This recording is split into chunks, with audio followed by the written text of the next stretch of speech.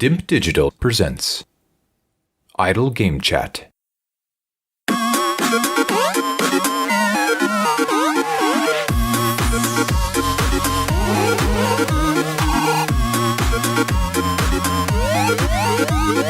Hello, Apps here from Dimp Digital, and welcome to Idle Game Chat. This is the weekly video games podcast where we give our impressions of the video games that you can play today and react to the latest news from the wonderful world of video games. We are here every Monday on your favourite podcast app and YouTube, absolutely free. I'm joined by the former Dimp Digital Gaming Quiz champion. It's Pacman himself. It's Tom Adcock. How's it going? Yeah, I'm good, mate. How are you? Yep, not too bad.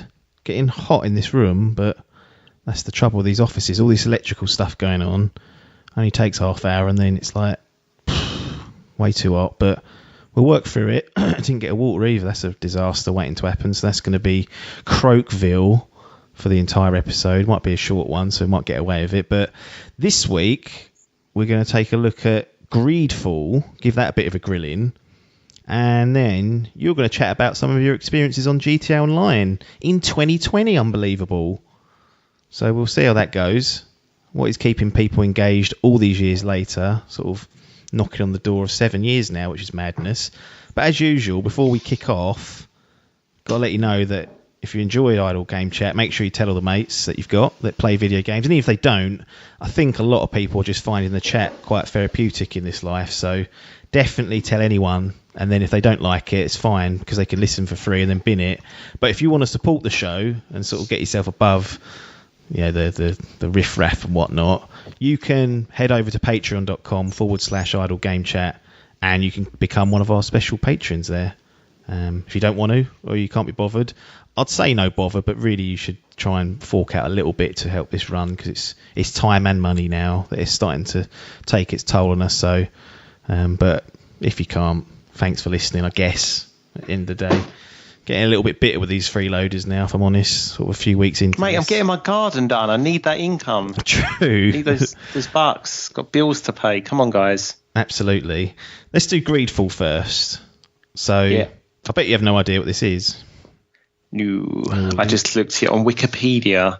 Go on, you tell me what Wikipedia says, and then I'll tell you whether that's accurate, because Wikipedia is sometimes a bit funny. Wikipedia says GreedFall is an action role-playing game. It's developed by Spiders, never heard of them, and published by Focus House Interactive. The game is set in the 17th century. It's a styled fantasy setting and was released for Microsoft Windows, PlayStation 4, and Xbox One on September 10th. 2019, and then it goes on to the setting, and there's a plot. There's a real someone's done some work on this, I tell you. Yeah, most pages do have like the entire game story there. In fact, just a little side note, go on. It actually says this article's plot summary may be too long or excessively detailed. They want it improved, so there's too much detail for some. Jesus, complaining. Very rarely are they too detailed, those things. I always spot things they miss. I was reading for a Resident Evil 2 one for whatever reason earlier, and I noticed there was bits missing, and I was like, how are they getting that wrong? It's a pretty straightforward A to Z experience, but there you go. I've had this game since Christmas. So what have you got it on? Xbox One. It was a Christmas gift, so no financial outlay. I started it February, so I did take a little while, so I got a few other games over Christmas that I wanted to kind of get out of the way with first. And like I said, it's depending on when you listen to this, it could be many months afterwards, but I'll get a little bit of inside baseball. I'll finish this kind of mid-May. So I had it from January or December, late December, early January. Didn't start until February, and it took me till mid-May to get it done. So it's not the fact the game was too big or overly big. It was one of those problems that sometimes occurs with these games, is that I wasn't really sucked into it. You know, bloody hell. Just been doing dribs and drabs. Then I'd bench it for a few weeks. Like fucking Streets of Rage would come along. So that was a week out of the game playing that. It just sometimes I just couldn't be bothered to play it, and it got left on the back burner sometimes. And I managed to finally sort of pull myself together and get it done with a final couple of pushes. But like you said, GreedFall is an action RPG game. It feels to me like a historic BioWare game. Okay. There has to be influences that they've taken from their games, because it feels so much like Dragon Age Inquisition, for one, which was a very early generation game that BioWare put out, sort of before the wheels come off of Andromeda that everyone hated. Which actually reminded me, I wanted to look something up for Andromeda, because I'll be interested to see what this score got on OpenCritic and then what Andromeda got, because I've got some opinions on that. But it's very similar. It feels like it's trying to copy that formula, but it's a very, very light version of it. The amount of corner cutting that spiders implement is quite jarring at times. I'll get into some of the specifics later on, but yeah. My first question is: Are you like an actual character, or do you create a character with a class? Or so you create a character, but you are still you're called Desade, regardless of whatever character you create. So you can't actually change anything other than the looks, gender, things like that. Okay. So it's one of those jobs where you don't build them from the ground up with a class necessarily. You can decide whether you want to go down sort of 4 routes, like magic, melee, like hard hitting melee, like a tank style, ranged guns, or like a bit more nimble, like blades and smaller sort of swords and things like that. So what do you do with that, by the way? Just a quick side note. Like, do you do a bit of research? Because I can imagine your app's brain getting annoyed if you haven't picked the correct class for the game, or do you lean towards one and just go with it? So now, back in the day, I would nearly always go for a melee focused character. Now I nearly always go for like ranged. So in this case, it was like guns or magic, and I was like, let's go with magic. Like, if they're going to let me fuck about with magic, I'm going to do that. So it's actually, I've simplified the process by just saying always want to do ranged mostly, and then if there's magic there, I'll take that. Cool. So that's fair enough. That's kind of what I went for.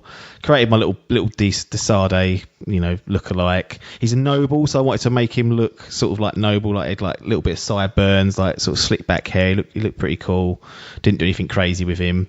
As you mentioned on the Wikipedia entry, it's set in a 17th century sort of world that's stylized in fantasy. So you've got magic, you've got monsters, all that good stuff. And Desade is who you take control of. If I was to say to you that Desade is a legate, would you know what that is?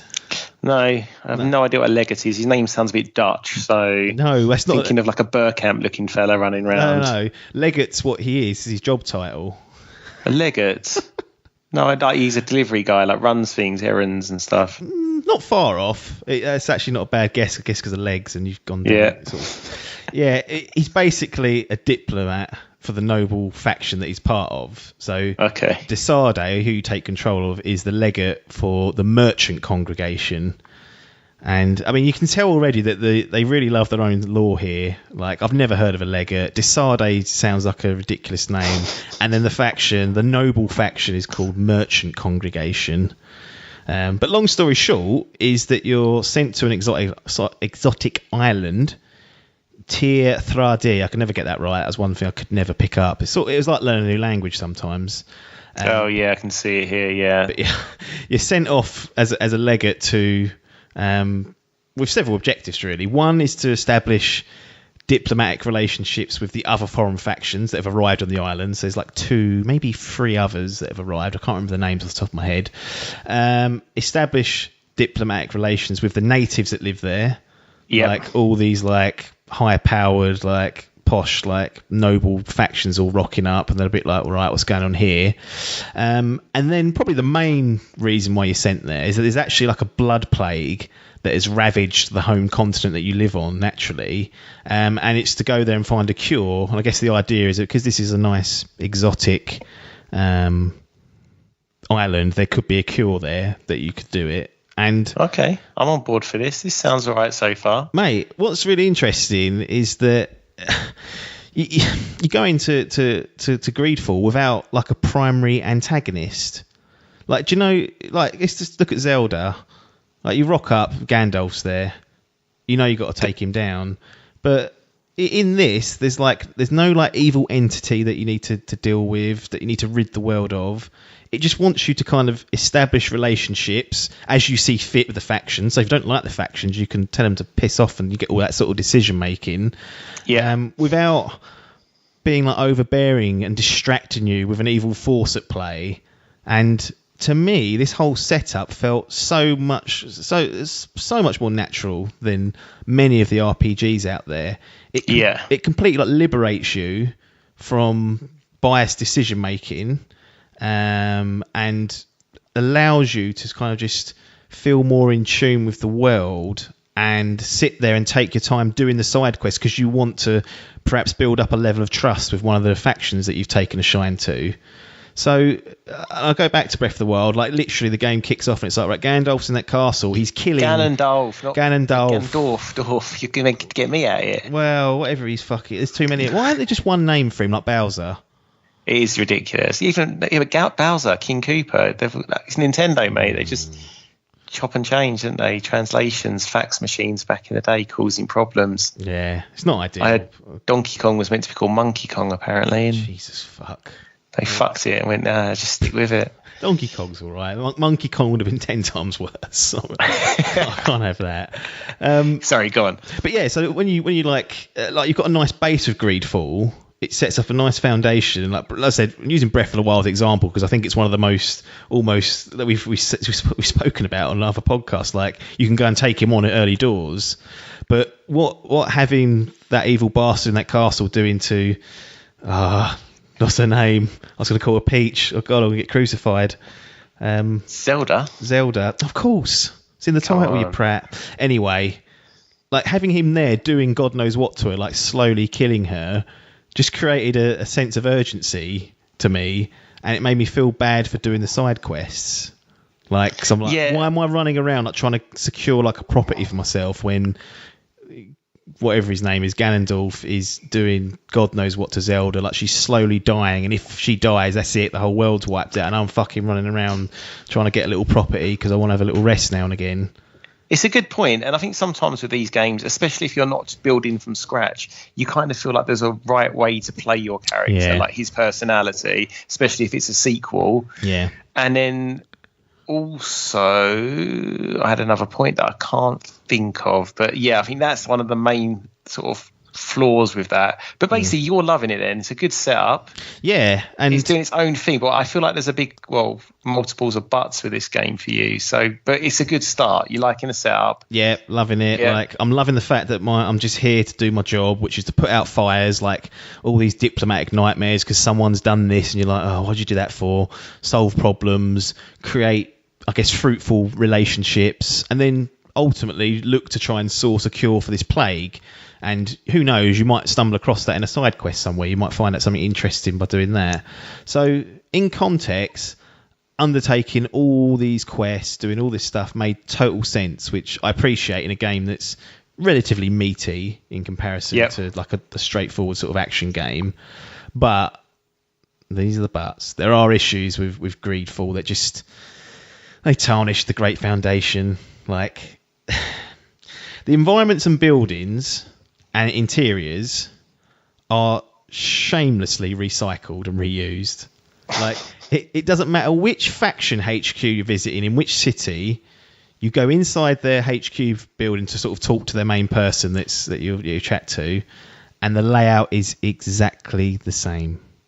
Jesus. I'm not even sure they put different paintings on the wall. They probably do, but like you go forwards, then you go up the stairs, and then you go right, and that's the room. And it's the same for every single faction. Now, I think there's only 3 or 2 or 3 other ones, but still, I was like, right, that's not good enough. All the pubs, all the breweries are laid out the same. Same little bloke behind there as well. Doesn't matter what city you're in. And so that's something I can overlook. It kind of makes things easy, like when you're trying to get around because you know exactly where to go, even if you haven't been there before. But they also fail just to put basic quality of life things into the game. Like you're doing a lot of dialogue with people in this. You're making decisions. You're talking to people in a way you'd want to, and putting your own stamp. And is this like Witcher based with like dialogue trees and whatnot? That's it. exactly the same. Okay, and yeah. Now, what The Yeah. Witcher done, and what most RPGs will do, is that once you've gone down a particular dialogue tree, it will either remove it as an option, because you've already gone through that, there's no point doing it again, or at least grey it out to show that you've done it. Like, okay, Exactly, I've yeah. spoken to them about the river, I don't need to ask about that. I'll ask about the house now, which is not greyed out. Not on GreedFall, just sits there, like, highlighted. So if you visit someone and then come back a few hours later and they've got two options, you're like, did I talk to them about their father? I can't remember because it's not telling me. And you end up hearing off the same bollocks over and over again. And it's just like, it's such a small, easy thing to remove and just add, like, just to make it easier for those that... Because I love the conversational parts of RPGs. I think that's what makes them what they are. And this just made it a chore. So that's annoying. Then you've got sloppy things, just like dialogue sentences will cut off before they're finished. Like, you'll be listening to someone, it'll get to the last word, just go straight into the next bit, and you're like, right, that's Jesus. That's jarring. There's bugs, like when you're trying to follow someone, they get stuck on the environment. Like one guy was just walking into a rock, and I was like, mate, you're not going to get anywhere doing that. I had to run into him and like knock him out the way so he could get around the rock and I could follow him. And it's just like an overall scruffiness to the world. It looks below average for today's standards. The world is dead. Like, people are wandering around, but they don't feel anywhere close to being real. I'm thinking like Red Dead, where it feels like proper, like these people are wandering around and actual humans that you can interact with. Animations all bang average, and then the gameplay and combat is very basic. I said I went for a magic character, and it gets rinse and repeat after a while. Not much of a challenge there or much to upgrade. You get new powers that you can upgrade and gear and bits and pieces, but it's all number-based stuff, so it just makes you stronger in that sense. There's the tactical pause if you need to heal, things like that. And overall, that's all that stuff just makes the game not very engaging, which is why I believe that I struggled to stay on board with it all the time, and it took 3 months, the best part of, to try and get through. Do you think if this game was released, sort of, I can't remember when the PlayStation came out, like early 2014 maybe, if this comes out June 2014, are you enjoying it, or is it fundamentally flawed, or it sounds dated to me? Yeah, I one of my notes that I've wrote down, like just a little reminder, like it does feel like an early gen or last gen crossover game, just in terms of the way it looks, and then all these corners that I've mentioned they've cut. So yeah, I think it would have fared definitely a lot better had it come at a time that was earlier than it. But we've had, like we mentioned in our game of the decade, The Witcher 3. That's the benchmark now. You can't be. And to be honest, I played that. I played that very recently, and that held up like in every way. Yeah. It did not feel like a game that was probably 4 years old when I played it. No, this is strange. I don't think this game had a particularly difficult development cycle. It wasn't like it was announced like Last Guardian, where it was like, oh, it's coming. It didn't come to a generation or two later. Like, it's just something they've been working on as their next project, and comes out like this. And I was like, Jesus, it's a shame, because I had this idea or this setup or this foundation kind of fall into the laps of like a peak BioWare, or a developer or publisher that maybe could invest a bit more money into it, maybe bring on some more experienced people, then I really think it could have been a great game, because it does put a stake in the ground and say we're going to be a little bit different here for most of the game, and from the outset, like, you're here to be a legate and a diplomat, not to defeat this evil that's running riot and ravaging the world. So it's a shame, really. It sounds like a missed opportunity, really, doesn't it? Yeah, and here's my major problem. I've got the Open Critic scores up for GreedFall. Got a 74, which is probably fair, I'd say. Yeah. I think that's fair, like good foundations, but let down by gameplay and other sloppy bits and pieces. I then go to Mass Effect Andromeda. This got a 72, which, if you're giving that 74s to GreedFall, then Mass Effect needs to be higher than that, in my view. Like, Mass Effect's a classic case, Andromeda is, where the expectations killed it. Had it come in under the radar like a GreedFall, it might have got a 75 or a 76. Yeah. But it had that expectation on it. It didn't deliver to like the 90s that people wanted, and I really feel like it was punished quite harshly on it. Like, the gameplay is far better in Mass Effect Andromeda.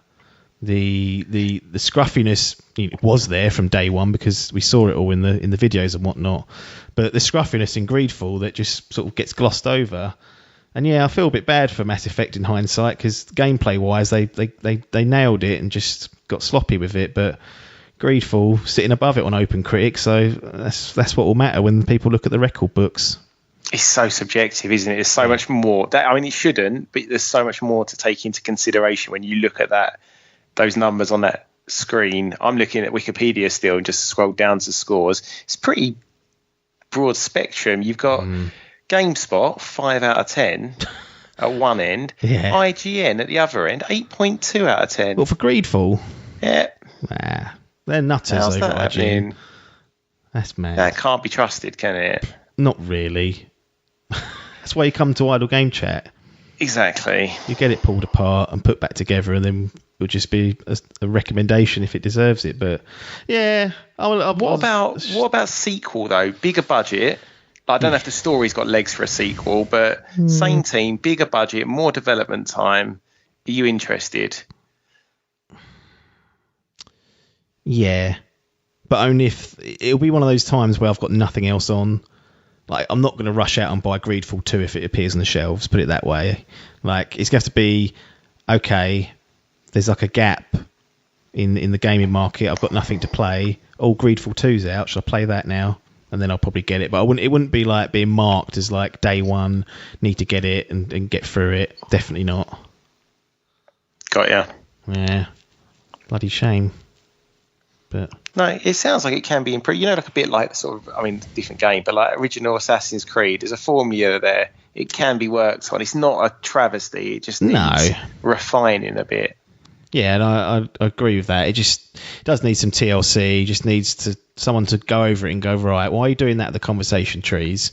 Don't be lazy. Like, just sort that out so it makes it easy for people to play. And there is gear and depth, and like you can upgrade all your stuff. There's all that stuff like a typical RPG would had, but that was just not interesting either. I don't know why that was. Like different outfits and whatnot, I just wasn't that interested. I just looked at the numbers and was like, right, that's better, put that on.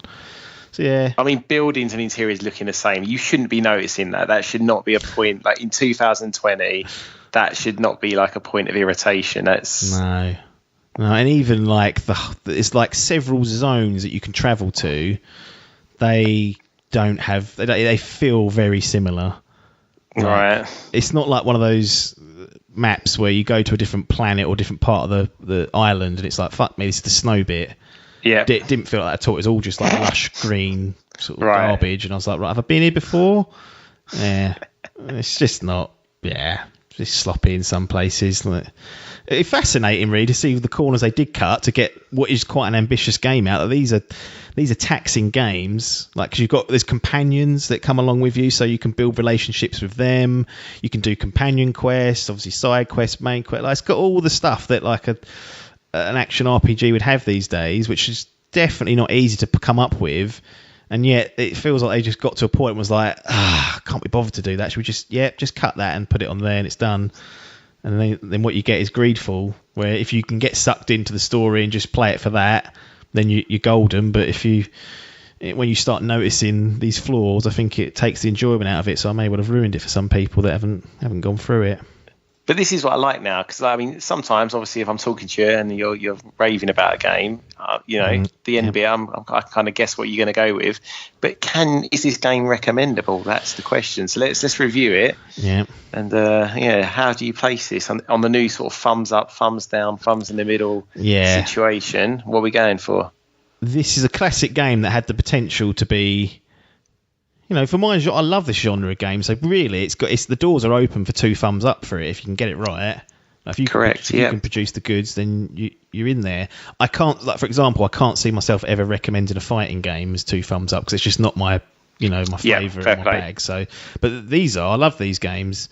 But the foundation setting, the kind of diplomatic viewpoint they put on it, the choices that you can make to have outcomes to favour what you want to do, like that's all there, which is good, but it really is let down by some sloppiness and environments and gameplay and just structure of the game. So I am going to just put thumbs in the middle, sort of neutral. Like, if you really are chasing an action RPG in 2020, haven't played the likes of The Witcher, haven't even played Dragon Age Inquisition this generation, I'm sure there's other examples I'm totally forgetting, haven't played Mass Effect Andromeda, sort of get that in there, then there's better options out there. But if you're into this genre and you like them and you like the sound of Greedfall, you can overlook the shortcomings, then, you're not going to do much harm by chucking this on the backlog and going through it. So, yeah, neutral, thumbs in the middle. Fair enough. Yeah. Well, your turn now. GTA Online. Not called GTA 5 Online, it's literally just called GTA Online, which is a bit mad. Makes you wonder when GTA 6 is going to come out. It will just be the same carried over again. But this is no longer available on Game Pass, but you were playing this, I understand, with friends via Game Pass, running through those heists that are there and generally just causing carnage. Like, it's a last gen game released in 2013. What are we doing in 2020 giving GTA Online the time of day? I've been hearing that you have to pay to win, all this stuff, and I need you to clear up all this mess, whether someone from ground zero can make a criminal enterprise without paying out through the nose with shark cards and real money. Yeah, 100%. I've got no interest in any of that. A couple of mates were like getting back into gaming. Yeah. I think the last game they played was like Call of Duty and GTA, so that's what they went down. I fired up Game Pass. There it was sitting there. Annoyed me because they took it off, so I had to buy it. You bought it though? I had to buy it. 22 quid for a game that's 6 years old in the end. That really annoyed me. And then we stopped playing lately, so I'm like, well, that's not a good return on investment, is it? Could have got Red Dead. But no, in terms of like, I've never touched the online on GTA 5, so I came in completely new on a console that I've never even had online before this. Okay. My Xbox One all digital Black Friday deal from Tesco's. Tesco again. Yeah, Tesco Mobile on previous episodes, and then now that. Went in there at 5 a.m, think it's going to be sold out. They had boxes of them. It's all right. Again, Tom's getting caught out of those midnight releases. Pointless. It's silly because sometimes the stuff that you think, it's fine if I just go and get it on my lunch, is gone. You're like, what? Yeah, you can get costed, and those Black Fridays, you never know what's going on. No. How much was that out of chance? Like the all digital Xbox One? Do you know what? I might be lying. I could Google it. I'm not going to. Made. Do you mean on Black Friday though? Yeah. I think it was $89.99. Came with 3 games. Yeah, $89.99 got me the console, all digital, 1 controller. Got me Sea of Thieves, Minecraft, and something else, but they're all games that are essentially on Game Pass basically. Of course, but whatever. And at the time I was like, yeah, it's fine. It's with the Game Pass though, I had no idea how good that was. No. So yeah, it's been brilliant. And then this game has sort of been weirdly a bit of a highlight because it's got me like back into like online gaming. Like spending time with like mates. I guess like a lot of people in lockdown, I've sort of reconnected with some people I hadn't spoke to in a while, and we sort of muck around on this most nights now. Heists, completely missed this. I remember you guys talking about it, actually, you and some of the other Dimp boys. Yeah. They're so much fun, man. I mean, they can be frustrating. They're actually harder than I expected. And like, if you're the one costing your team, you do feel like a massive plonker, really. Especially when people can't. It was obviously, I guess like it'll have 2 of you doing one thing, or even like sometimes it'll break you up 3 ways. Yeah. So like often half the team can't see what you're up against, and it seems like sometimes one part of the gang get a sort of short end of the stick and get right snarled up. Yeah, there's definitely some shit teams to be on, like in terms of how hard it is compared to like, and there's one where they're just flying around for most of it and you're like on the ground like having to wipe out this whole prison. You're like, hang on. Yeah, I've done that when I was in the prison. Yeah, of course. And also there's another one, I don't know if you remember it, you have to, like a couple of you are clearing out like a lab, and in the end you have to jump into some water and swim. Yeah. And basically we were missing the bit where it was telling us to put on like a breathing apparatus, so I was just going underwater drowning. We sort of done that 3 times, and it's like, because we was all talking, everyone's yelling at each other. It's like, it's pretty, they don't sort of like bring it up, like make it obvious. And I'm like, what is going on here? I had to Google it. I was like, for fuck's sake, Boyd, we just need to press left on the D-pad. That's it. No one else is doing that though, but it's so much fun. And then we've also got into like, if we can't get 4 of us for the heist, if there's 3 of us or we just can't be asked, we'll just jump on, do a bit of racing. Oh yeah. I think you said this in the game of the generation. It's quite a competent racer. Again, you don't Yeah, you don't need. Again, this is where you might think you might need to pay to win and stuff, because I know you can race with your own cars. But all the tracks have like a style, like off-road, motorbikes, like supercars, you name it, or whatever. And you can certainly win with the cars they give you and make available.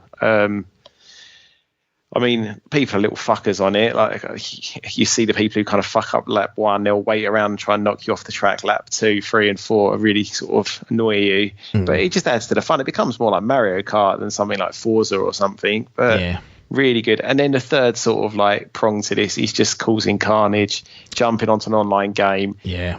Trying to get the 5-star rating, the classic GTA like life. And then I don't know if you've seen this, I'm guessing you have, like right up to date now, there's this thing going on where people are picking a side, like these little alien suits, purple or green or blue. Right. And then you're just going around with like melee weapons, baseball bat is the weapon of choice, just finding like a little fella on his own and just beating 10 bells out of him. What, an online fella, like a random little lane? Yeah, have you not seen it? It's become massive. Christ. And it's not something is this something they've put in the game and encouraged, or have people just sort of made it up and gone, right, blue aliens and green aliens? Or as far as I know, it's that. Like, something went up on Reddit, like some bloke sort of, well, like it's from the sort of vigilantes point of view, like 4 blokes in these like orange onesies, like dressed as aliens, pull up in a van, see some bloke like trying to get a prosy or something, they just get out of the van, kick the shit out of him, kill him, and just drive off. So is it are they random attacks, or are they trying to like onto the guys that they're doing good? Yeah, no, they're targeted attacks. Like if you're on your own now, so now it's become a whole thing. You buy your suit, you pick your side, and then it's like like greens versus blues or whatever, and you go around and you take on those other sides. Like, it's just, it's something that's just come up organically in the game. The game was never designed this way. Apparently they've even had like the ultimate battle now, like, so they've arranged events at the airport at a certain time. You log onto a server and it's like the final battle, but they just do it again the next night. So to think stuff like that's happening like so far after release, like, and it's not, it's sort of not breaking the game, but it's never designed to be this way. No, I think so good. Yeah. But did you play a tiny bit of Red Dead Online? Like, no, never touched it. Oh, you didn't touch it at all? No. I was wondering why, because you played through the campaign, why that didn't appeal to you, and that why you perhaps think that Red Dead Online has still got a strong community, but GTA is just still the king and the daddy, and it's got you coming back after going through Red Dead 2, which has a lot of upgrades in terms of gameplay that you can play, but you're still going back to last gen GTA 5. It's true. Do you know what? I can't really speak on it because I haven't played it, but I imagine it's just like you just obviously can't.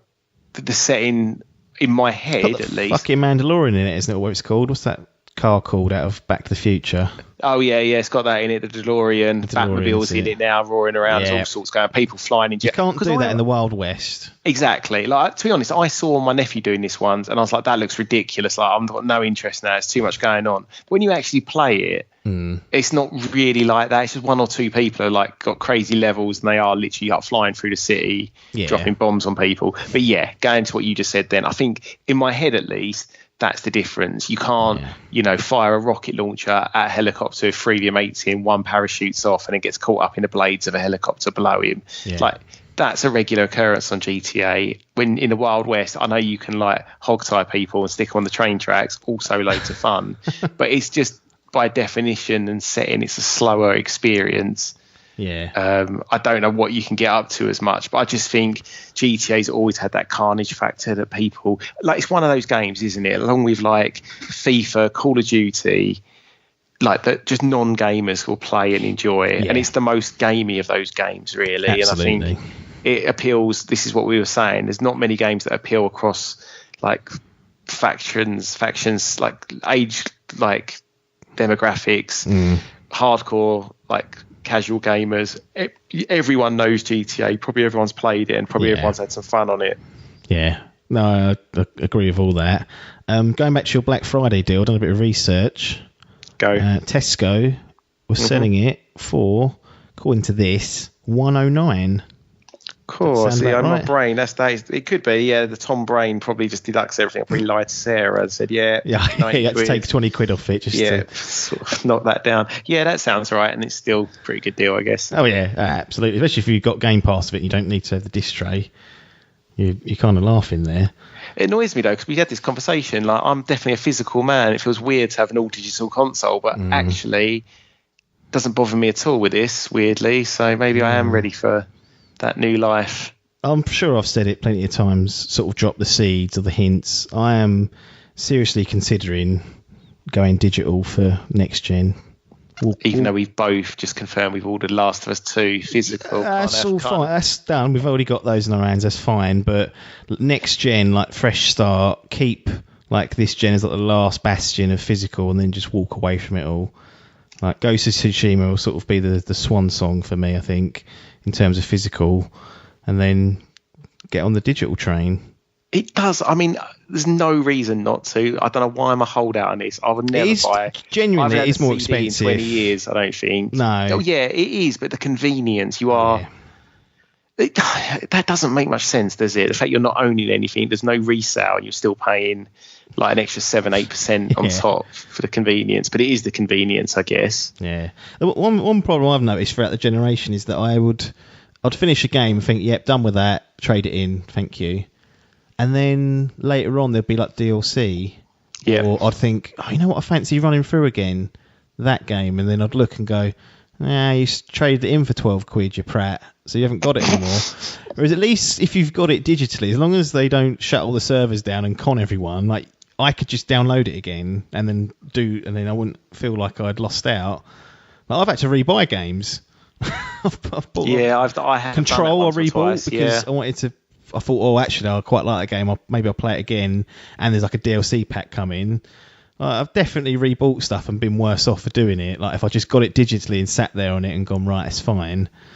So it's there is a fair argument for it, for sure. Yeah, I tend to agree with that. And it's not just about getting up and putting the disc in and whatnot, but that is a pain as well, having to get that. But GTA Online, so you've been doing all those sort of 3 or 4 pronged approaches. Have you done all the heists? Do you know what your latest heist is? Because they kind of released like one batch, and then I remember there's like a second batch which were a little bit more complex. Like you needed a club or a corporate business or something to sort of set up like the submissions.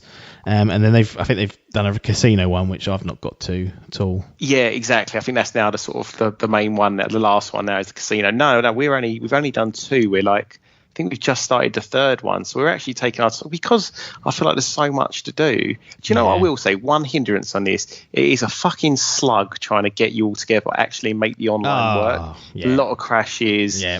Takes sometimes it can take 20 minutes to get everyone in the same game, and someone's having like connectivity problems. Like you. And I've done a lot. Like this isn't Waker Internet. Like I've had a look and.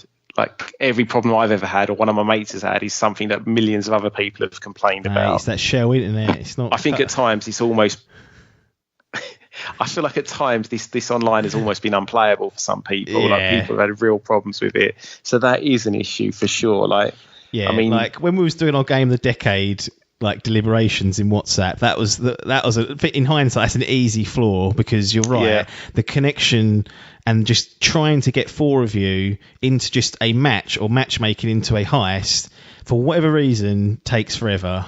Yeah, and if it's not some fucker just not accepted the invite, which is a total user error, but genuinely the whole system's slow and unreliable, I find. Yeah, and like sometimes you'll finish like a part of a heist and one of you will end up in a different server and you're like, why has that happened? Yeah, or boots you out. Or you go back to the game, like the main story back in that bank vault and you're like, what's going on? Why am I back here? Where are you? And it's like, well, I'm in a race. It's like, what's happened there? Like, it can be real. It can be a real headache. You know, sometimes, honestly, we all get there. We're like, we've been online for 27 minutes. We're not actually in a game yet. It takes forever to load as well, doesn't it? Like consoles. Mate. Like, it's a good hovering above 5 that city, minutes. You're like, what is this? Yeah, that is a downside to it for sure. Like, I mean, the fact that it does go to show how, because I get frustrated with games now and like slowness, and you know, you were saying about Resident Evil the other day. If I played that original one, just that door loading thing would probably piss me off in reality. Yeah. So the fact that this is a slug and I still like queue up to play it does show how much it is. It is such a great game still. Yeah. Jesus H Christ, what's going on in House Adcock? that's the work laptop down. So I'll sign off for the day. That's it. One last question. Yeah. There's hopefully no liquid sort of leaking. No, anywhere. tea was finished. Mug's good. Starbucks, so quality there. Excellent. Any interest in going back to the campaign at all for GTA 5? I know you've gone through it once before, but would you be considering going, well, let's have a look and just see what Trevor and Michael and Franklin can get up to? Or is it just like, nope, online or nothing, not interested? Online or nothing. Do you know what? I'd like to go back and do Red Dead 2 and take my time and side quest it all, do what my mate Apps did and go off into the wild for 2 weeks and hunt boar. Like, that's the one for me, because that was like GTA feels like, you can do it faster. It's a mental ride. Whereas I feel like Red Dead's the one where I want to go back into that world and really soak it all up. Yeah. I would not. I love doing that. Literally spent weeks away from the camp, just sort of reflecting on my life with Arthur. And I shaved his head, gave him a clean shave and everything. And he come back looking in the right state, all grubby, dirty bastard. But I came bringing the goods. I bought them some boar and some deer and a little few rabbits, and the camp were happy. So, yeah, it's not a game really you kind of get engrossed in. It's a much more cheesy, flashy game, but I'm interested I've got it on PC now because of that Epic Game Store, which I know people hate Epic because they're like, they're buying PC exclusivity. It should be an open platform. And I'm like, yeah, but they've just given me like 80 games, and I won't play 78 of them. But the 2 that I might play, I wouldn't have paid for, and now I've got them and I can play them. They're in my library, so I'll give them a little thumbs up for that. Did you ever? I don't know if you did. I can't remember. I know we had this conversation years ago. Did you go back and play it in the first person mode? No. Yeah. So I had it on. Did you play through the campaign or? Yeah. So I had it on Xbox 360 when it originally came out. Crashed through it on that. Didn't have first person then. No, that's right. Yeah. Then they done the PS4 and Xbox One releases. They added it as like a little feature. And yeah, that second playthrough I did first person. And yeah, it's interesting to play a game of that scale in first person and see the carnage unfold like as and when you are. Difficult driving, like I think I actually had to change it to third person. Yeah. It's just a pain. Interestingly, Red Dead Redemption 2 has first person. Didn't even bother with it. Weren't interested. So it obviously didn't have that lasting effect on me. Would you give... I mean, we'll talk about just GTA Online. You've jumped back in. Like, there's sales going on. You can probably get the game for 20, 25 quid. Would you... What sort of thumbs up rating, or thumbs down, or thumbs in the middle would you give GTA Online if someone was like, 2020, I've got 4 mates, and we're all sort of interested, but it's an old game. It might be a bit slow. Network issues. What sort of recommendation are you going to give them to see whether they should go out and get it now? Yeah, I'm going to give it 2 thumbs up. I'd say I'm guessing most people have a copy in their house already. So if you can, they should have a couple of mates like you'd think so, wouldn't you? If you haven't got this game, then it's your own fault. You shouldn't be able to buy it in 2020 again. Somewhere. And I got caught out because it took off Game Pass. I wanted to play that night, so I had to buy it digitally, and they sort of pulled my pants down there. But I'm guessing you can get it super cheap from second hand or whatever if you shop around. So if you just fancy knocking around in this world again, you'd probably pick it up for 10 or 15 quid, or PC Epic now for. Both sailed. That's gone. That was only for a week, so full price. Oh, really? Again. Yeah, it's the limited time. Once you activate the purchase, it's like the games of the month that you get. Games of gold. Yeah. Like, you get those 30 put it in your days, library. That's it, and then you've got it. But if it's a week on Epic, you get 1 week to go with that. But yeah, it is a great game. I've been tempted to run through the campaign again on the PC, play it at like a higher frame rate and see if it still holds up and whatnot, but busy time at the moment. There's all sorts of games lurking out there for people to be playing, so it's definitely a project that's on the back burner. But pleased to hear you're enjoying GTA Online, because it's overlooked by some people that just hate online, and you're not really a big online player, and it's interesting to see that's kind of got your hooks in. Mate. A lovely little co-op experience with your mate. Like, causes absolute anarchy within the group of your friends. Like, everyone almost like hates each other during those heists when it all goes wrong and you've tried it for the 4th time. But when you finally all come together and get the heist done, it's a great feeling with your team. But I still think there's going to be some underlying issues between you and Boyd and that breathing mechanic. They'll be like, right, that was your fault, sort of not listening. But yeah, Great game, brings up some great memories, and if you've just give it a go, if you've got hold of it, it's definitely worthwhile. I think that's it for another episode of Idle Game Chat. So we will see you back here next Monday, again, providing it's not a bank holiday. And we'll thank you very much for your time now, and then we'll say ta-da.